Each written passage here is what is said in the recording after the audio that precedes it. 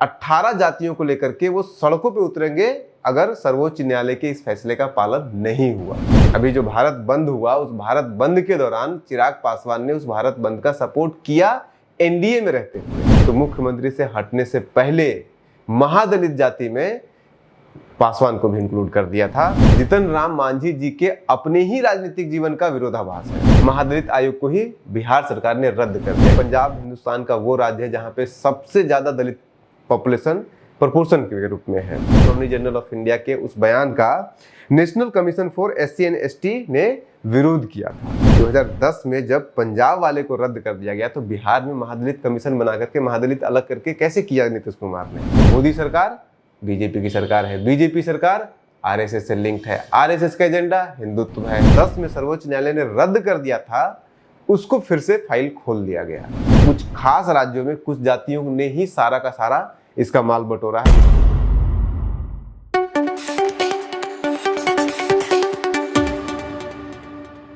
बिहार की दलित राजनीति में एक अजीबोगरीब सा विरोधाभास पैदा हो गया है। बिहार के एनडीए में अजीब सा विरोधाभास पैदा हुआ है। ये एक तरफ जीतन राम मांझी जी हैं जो सर्वोच्च न्यायालय के उस फैसले का, जिस फैसले में ये कहा गया कि दलितों के अंदर क्रीमी लेयर होना चाहिए, दलितों को दो भाग में बांटना चाहिए, जो सबसे ज्यादा बैकवर्ड है, जो थोड़ा फॉरवर्ड है, इन दोनों का सपोर्ट किया। और सिर्फ सपोर्ट ही नहीं किया, कल तो उन्होंने तो यहां तक कह दिया कि वो एक सभा बनाएंगे, बना चुके हैं, जो वंचित एससी एसटी सभा है, और 18 जातियों को लेकर के वो सड़कों पे उतरेंगे अगर सर्वोच्च न्यायालय के इस फैसले का पालन नहीं हुआ तो। और दूसरी तरफ चिराग पासवान है। चिराग पासवान कह रहे हैं कि इसका वो विरोध करेंगे, और विरोध करेंगे नहीं, सिर्फ विरोध इन्होंने किया है। अभी जो भारत बंद हुआ, उस भारत बंद के दौरान चिराग पासवान ने उस भारत बंद का सपोर्ट किया एनडीए में रहते हुए। तो ये सबसे बड़ा विरोधाभास है कि दोनों के दोनों एनडीए में है, एक सत्ता पक्ष के साथ है, एक कह रहे हैं हम उस नियम के खिलाफ सड़कों पे उतरेंगे, और दूसरे सड़क पे उतर चुके हैं नियम के सपोर्ट में।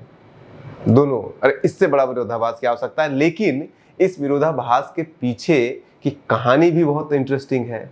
जो जीतन राम मांझी आज ये कह रहे हैं कि वो दलितों के अंदर क्रीमी लेयर लाने की व्यवस्था और दलितों को दो वर्ग में, दलित महादलित जैसे बिहार में होता था, उस तरह से बांटने के लिए सड़कों पे उतरेंगे, उसके सपोर्ट में 18 जातियों को एकजुट करके।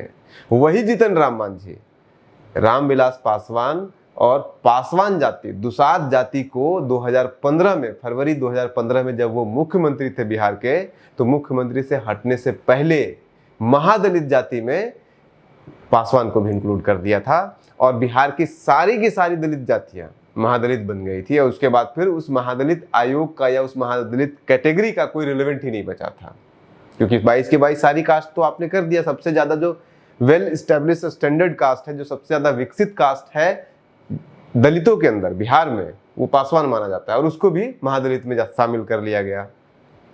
तो वही जीतन राम मांझी आज कह रहे नहीं, वो 18 कीजिए, वो 22 नहीं।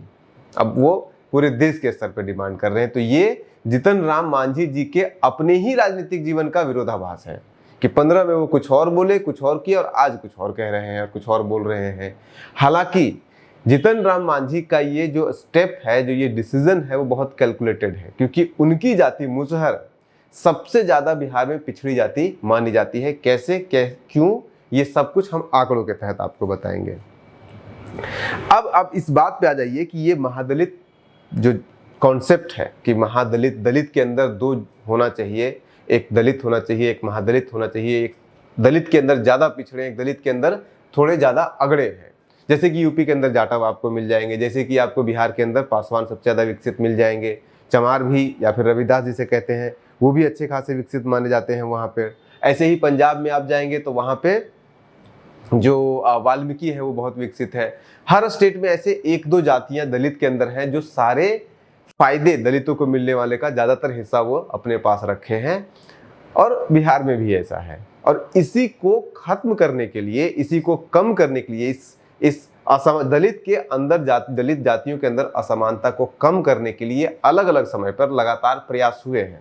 बिहार में ये प्रयास 2007 में पहली बार हुआ, जब नीतीश कुमार ने सारी दलित जातियों को दो जगह बांट दिया, दलित और महादलित के बीच में। महादलित में 18 कास्ट को शामिल किया गया, लेकिन आज की डेट में महादलित आयोग को ही रद्द कर दिया गया। अभी कुछ दिन पहले का, कुछ महीने पहले का डिसीजन है, चुनाव के समय फरवरी 2024 में महादलित आयोग को ही बिहार सरकार ने रद्द कर दिया, क्योंकि उसका कोई रिलेवेंस नहीं बचा था। 22वां कास्ट जो था पासवान, उसको भी जीतन राम मांझी जी 2018 में ही इंक्लूड कर चुके थे दलित, उसमें महादलित के अंदर।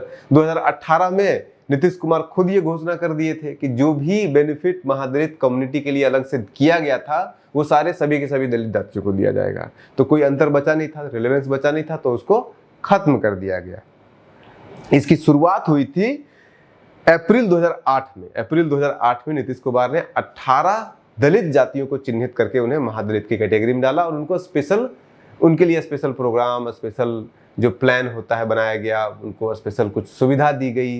रिजर्वेशन नहीं दे सकते हैं स्पेशल, लेकिन इनको इस तरह से सुविधा गई। और नीतीश कुमार ने इसके बाद महादलित के बाद फिर अति पिछड़ा भी आयोग बनाया, और अति पिछड़ा आयोग के तहत पिछड़ा को अति पिछड़ा और पिछड़ा में बांटा, जिसमें कि कुर्मी है उनका कास्ट, उसको उन्होंने अति पिछड़ा नहीं माना। ऐसे और भी बहुत सारे उदाहरण हैं। तो ये कि पिछड़ों को दो वर्गों में बांटना, जो सबसे ज्यादा पिछड़े हैं पिछड़े के अंदर और जो सबसे कम पिछड़े हैं पिछड़ों के अंदर, उसी तरह से जो दलित के अंदर ज्यादा पिछड़े हैं, जो दलित के अंदर कम पिछड़े हैं, इसे बांटना नीतीश कुमार ने ओबीसी के साथ भी किया और दलित के साथ भी किया। अच्छा, पहले ये समझ लीजिए कि अप्रैल 2008 में नीतीश कुमार ने तो 18 जातियों को लेकर के महादलित कैटेगरी बना दिया, लेकिन 3 महीने के भीतर उसमें 2 और जाति ऐड कर दिया। टोटल जाति है बिहार में दलित 22 में से 18 उन्होंने साइड किया, 2 और उसमें कर दिया, पासी और धोबी को उसमें डाल दिया। उसके बाद 2009 में उन्होंने रविदास को भी डाल दिया। फिर उसका 2015 में जीतन राम मांझी जी ने पासवान को भी डाल दिया, जो पासवान सबसे ज्यादा विकसित दलित जाति माना जाता है बिहार के अंदर। उसका 18 में जैसे मैंने बताया सारे बेनिफिट जो थे वो सबके लिए ओपन कर दिया, सारी दलित जातियों के लिए। और उसके बाद फिर 2024 में महादलित आयोग को ही खत्म कर दिया गया। लेकिन ये उदाहरण कोई नीतीश कुमार का पहला नहीं है, बहुत लंबा इतिहास है। पहला बार इसका कोई उदाहरण दिखने को मिला है 1975 में, जब पंजाब के अंदर पंजाब सरकार ने 2 जातियां जो मुख्य थी, वो जो सारे फायदे वहां पे उठा रहे थे, उन दोनों जातियों को के अलावा कुछ जातियों को अलग करके उनको अलग सुविधा दे दिया। 25% आरक्षण जो वहां पे दिया जाता है दलितों को, उसको 2 जगह बांट दिया। अलग विशेष सुविधा नहीं दिया, लेकिन आरक्षण के अंदर आरक्षण वाली सुविधा उन्होंने कर दिया कि ये इनके लिए है और ये इनके लिए है। लेकिन ये तो सुप्रीम कोर्ट या फिर न्यायिक व्यवस्था में बिल्कुल नया नया था, हर कोई नहीं कर सकता है, तो उसका फिर आपको रिपरकशन दिखेगा। 1994 में सिमिलर, जैसे 75 में पंजाब में इस तरह से हुआ। पंजाब हिंदुस्तान का वो राज्य है जहां पे सबसे ज्यादा दलित पॉपुलेशन प्रोपोर्शन के रूप में है। तो इसका इफेक्ट 1994 में हुआ आंध्र प्रदेश में। आंध्र प्रदेश के अंदर वहां पे मदिगा और माला जाति थी। मदिगा जाति बहुत पिछड़े थे, माला जाति ज्यादातर फायदे उठा रहे थे। तो मदिगा जाति के लोग वहां पे डिमांड लगातार करने लगे कि उनके लिए भी कुछ ऐसा सिस्टम बनाया जाए जिससे कि वहां पे उनको जो सुविधाएं दलित को है वो सारा का सारा माला नहीं लेके उठा जाए। 96 में वहां की सरकार ने पी रामचंद्रन कमीशन बनाया, और उसके बाद फिर 2000 में आंध्र प्रदेश सरकार ने एक एक्ट पास किया, कानून बनाया। उस कानून का नाम था Andhra Pradesh schedule caste rationalisation of reservation act 2000। और इसमें क्या किया गया कि वही जैसे महादलित दलित बिहार में बटा 2007 में, साल 2000 में ही आंध्र प्रदेश ने ये काम किया। लेकिन साल 2004 में 4 साल के भीतर सुप्रीम कोर्ट ऑफ इंडिया ने उसको रिजेक्ट कर दिया।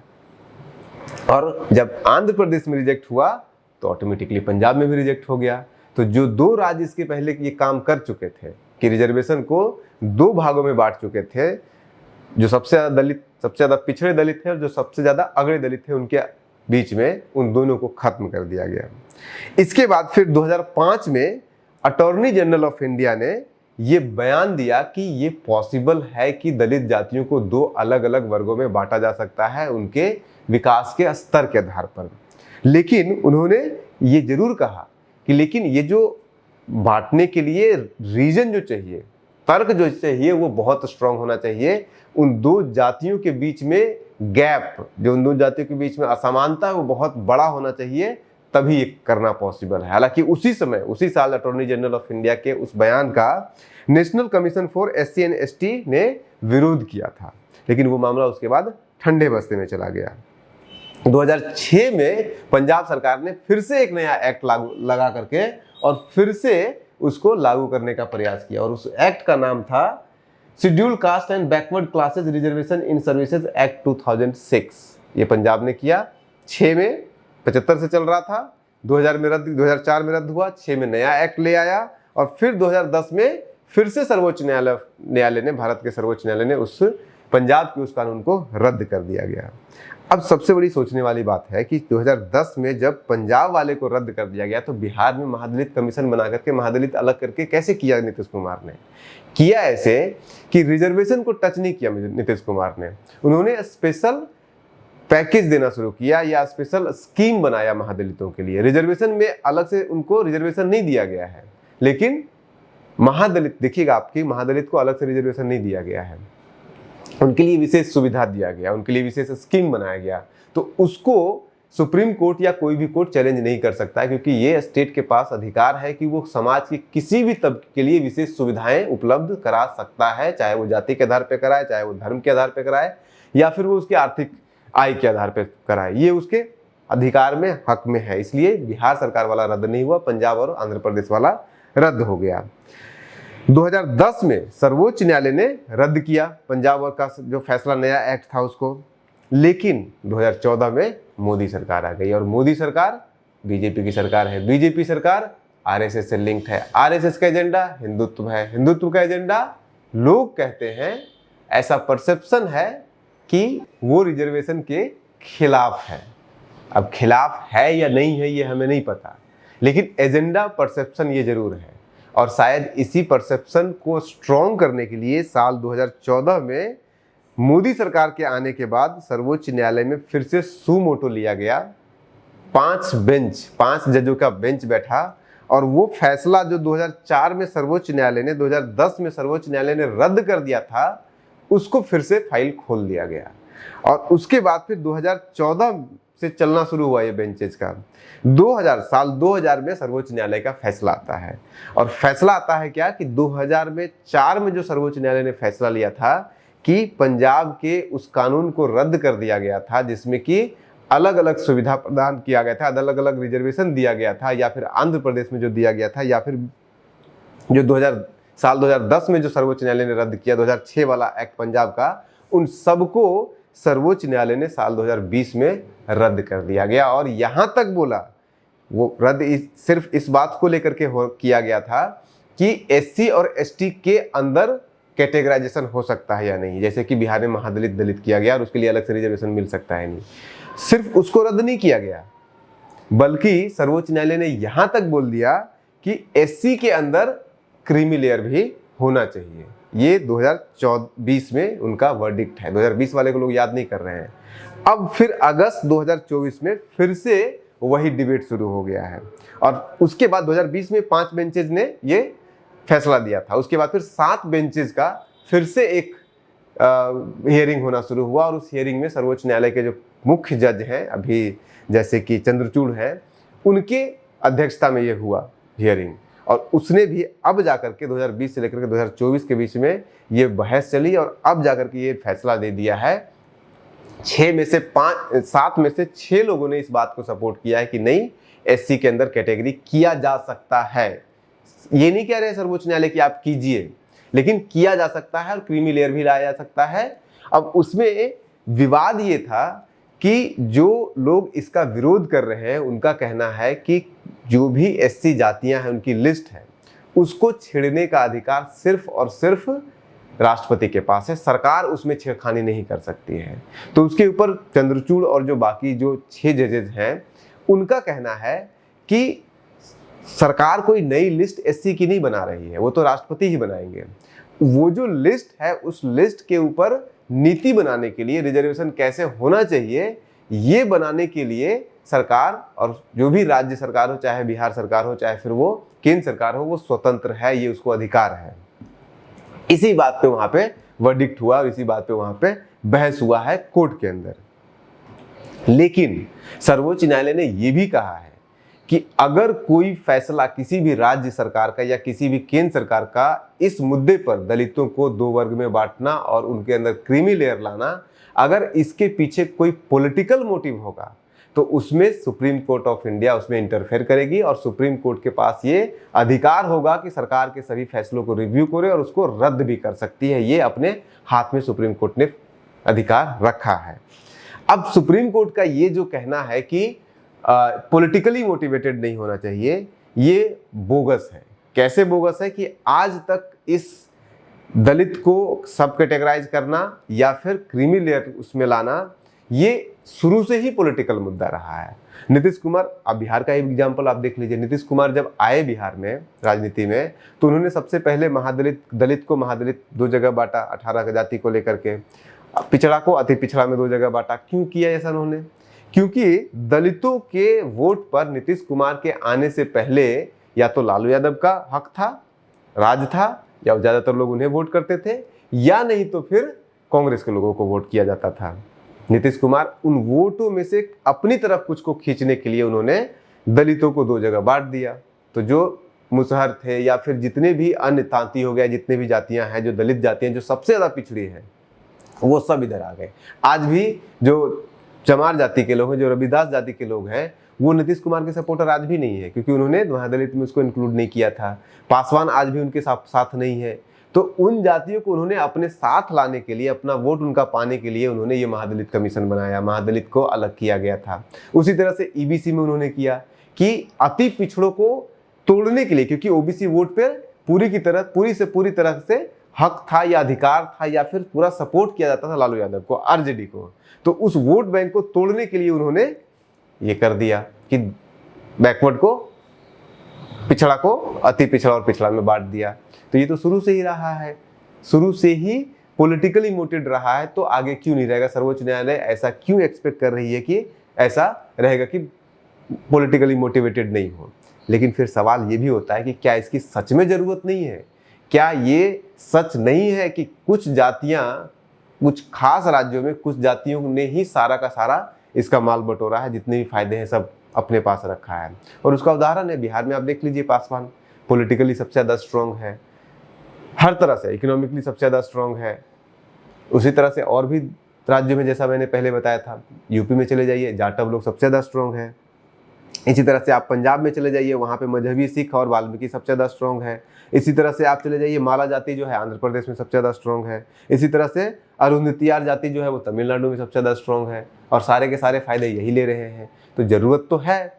अब इसका एक एग्जाम्पल के तौर पर बिहार का ही ले लीजिए। बिहार का अगर आप एग्जाम्पल के तौर पर लीजिएगा तो बिहार का 2-3 डेटा आपको दे देते हैं कि कैसे दलित के अंदर कुछ खास जातियां, अभी तांती को लेकर के इतना सवाल उठाया, उसको एससी से बाहर किया गया, उसका ही आप देख लीजिए। तांती का आप देखिएगा परसेंटेज क्या है उनका पॉपुलेशन में, 1.7% है। और उनमें से 50,000 से ज़्यादा कमाने वाले लोग कितने हैं? मात्र 1.42% है। उनके अंदर गरीबी 36% है, जबकि बाकी जातियों का अगर आप देखिएगा, धोबी का 35% है। और इसमें सबसे बुरी स्थिति मुसहर की है। मुसहर के अंदर 54.56% गरीबी रेखा से नीचे लोग रहते हैं, और उनका जनसंख्या इतना ज़्यादा है बिहार की राजनीति, बिहार के अंदर। तो ऐसे और भी बहुत सारे क्राइटेरिया हैं जिसके आधार पे आप ये साफ साफ कह सकते हैं कि दलित जातियों के अंदर बहुत सारे, बिहार में और देश के अन्य राज्यों में भी ऐसी दलित जातियां हैं जिनका विकास के अलग अलग पैमानों में उनका योगदान या उनका हक उस तरह से नहीं मिल पाया है। और बिहार में हमने आपको 2-4 उदाहरण देख लिए, राजनीति में ही देख लीजिए। और अलग अलग क्राइटेरिया से देखिएगा तो अलग अलग देखेगा, इसमें बहुत सारे कॉन्ट्रडिक्शन भी दिखेंगे। तो ओवरऑल आपको देखना पड़ेगा। दुसाध का देख लीजिए। दुसाध का अगर आप देखेंगे तो उनकी जनसंख्या 5 जो बिहार की टोटल जनसंख्या है उसका 5.51% है जनसंख्या, लेकिन नौकरियों में कितना है? मात्र 1.44% है। लेकिन दूसरी तरफ राजनीति में आ जाइए, राजनीति में उनका दबदबा है। सबसे ज़्यादा पॉलिटिकली, राजनीतिक रूप से सबसे ज़्यादा कोई ताकतवर दलित जाति है बिहार में तो वो पासवान जाति है। तो किसी एक पैमाने पे आप ये फिक्स नहीं कर सकते हैं। दुसाध के अंदर राजनीति में एमएलए, विधायक, मंत्री सब कुछ होने के बावजूद दुसाध के अंदर, पासवान के अंदर 39.36% गरीबी रेखा के नीचे लोग रहते हैं। लेकिन दूसरी तरफ आप धोबी में चले जाइए, धोबी में सबसे कम गरीबी रेखा के नीचे रहने वाले लोग हैं 35.82%। लेकिन उसके बावजूद आपको आज के डेट में बिहार के अंदर न तो कोई धोबी एमपी है, न कोई धोबी एमएलए है। एक विधान पार्षद है, वो भी मनोनीत है आरजेडी से, मुन्नी देवी। अभी श्याम रजक जी ने इस्तीफा दिया आरजेडी से, उनका भी सबसे ज़्यादा पावरफुल लीडर धोबी का वही कहे जाते हैं। लेकिन आर्थिक रूप से अच्छे हैं ये, नौकरियों में इनका अच्छा जगह है। एजुकेशन में अगर आप देखिएगा तो ग्रेजुएट से अबव, ग्रेजुएट से ज़्यादा पढ़ाई करने वाले सबसे ज़्यादा दलित के अंदर कोई जाति के अंदर किसी एक जाति से हैं तो वो धोबी से हैं। 10.7% लोग ग्रेजुएशन से ज़्यादा हैं, जबकि बिहार का एवरेज क्या है 7% है। और बाकी दलित जातियों का देखिएगा तो मुसहर के अंदर ग्रेजुएशन से ज़्यादा पढ़ाई करने वाले मात्र 0.19% लोग हैं। तो इतना जो गैप है, इस गैप को अगर आपको समझना है, इस गैप को अगर आपको जानना है और इसके आधार पे अगर कोई नीति बनानी पड़ेगी तो वो नीति आपको इन्हीं आंकड़ों के आधार पर बनानी पड़ेगी। लेकिन फिर सवाल ये भी उठता है कि जो दलित को आरक्षण दिया गया है या उन्हें पिछड़ा माना जाता है, वो सिर्फ आर्थिक आधार पे, शैक्षणिक आधार पे नहीं बताया जाता है, बल्कि ऐतिहासिक रूप से पिछड़ेपन के आधार पर बनाया जाता है। तो ऐतिहासिक रूप से पिछड़ेपन के आधार पर भी अगर आप कीजिएगा तो भी मुसहर सबसे ज़्यादा नीचे हैं। तो उनका तो हक है पहला अधिकार। और कर्पूरी ठाकुर जो P3 फार्मूला, इस तरह के जो प्रोपोर्शनल फार्मूला जो बनाया गया था, वो सब इसी के इर्द गिर्द घूमता है। अब सवाल उठता है कि ये जो हमने आपको आंकड़े दिए, ये बिहार जातिगत जनगणना से है, जो कि गैर संवैधानिक है, क्योंकि राज्य सरकार को अधिकार संवैधानिक रूप से नहीं है कि वो जनगणना करा सके।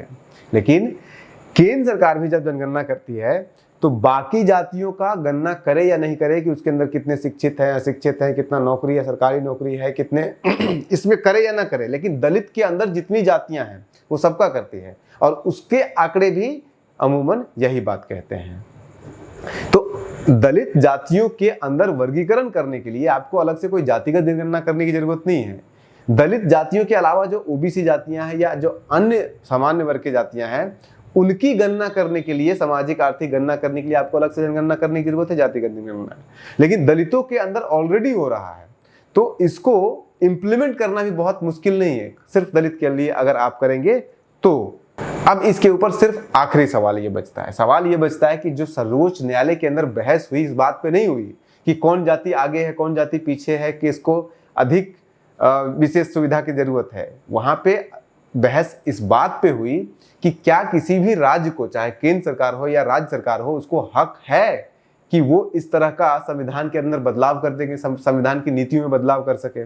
और इसी आधार पे जो 6-7 जजों में से एक जज जिसने डिसएग्रीमेंट इस वर्डिक्ट से दिया है, वो इसी आधार पे दिया है कि किसी भी जातिगत जो आंकड़े हैं या फिर जो जाति व्यवस्था के आधार पे आरक्षण जो दिया गया है, उसके साथ छेड़छाड़ सिर्फ और सिर्फ करने का अधिकार सिर्फ राष्ट्रपति को है, किसी भी सरकार को नहीं है।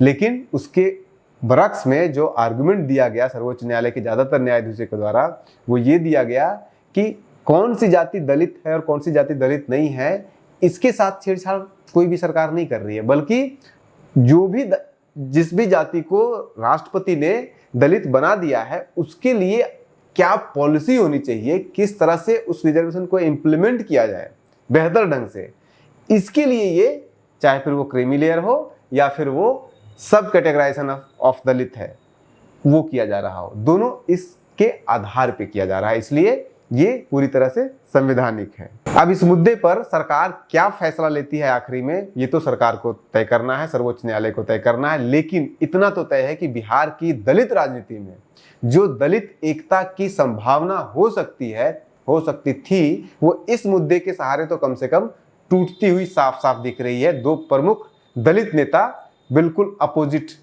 अपना कैंप बना लिए हैं, दोनों सड़क पे एक अपोजिशन में, एक सपोर्ट में, सड़क पे उतरने के लिए तैयार हैं। आगे क्या होगा समय बताएगा। आपको बने रहना होगा न्यूज हंटर के साथ। हम आपको सारी अपडेट देते रहेंगे खबर के पीछे वाली खबर वाले रास्ते से। बने रहिए न्यूज हंटर के साथ। नमस्कार।